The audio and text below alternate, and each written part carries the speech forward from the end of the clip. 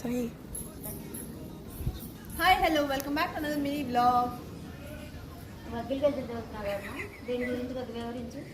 So ఇది వచ్చేసి బెండ చెట్లు అండ్ ఇవి మేము వేసి కూడా 1 month పైన అవుతుంది.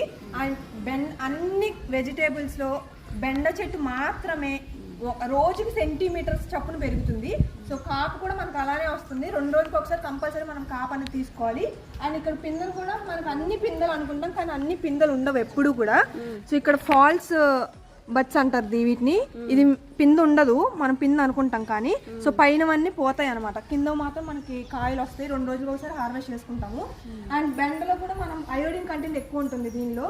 సో చిన్నప్పుడు అందరూ మ్యాథ్స్ మంచిది అంటారు, కానీ దాని సైంటిఫిక్ రీజన్ ఎవరికి తెలియదు. దానిలో అయోడిన్ కంటెంట్ ఉండడం వల్ల మెమరీ పవర్ అనేది ఎక్కువ ఉంటుంది. సో మ్యాథ్స్కి మంచిదని అలా అనేవాళ్ళు. సో పువ్వు కూడా చాలా బాగుంటుంది దీనిలో. సో ఇది బెండ చెట్టు గురించి. బాయ్.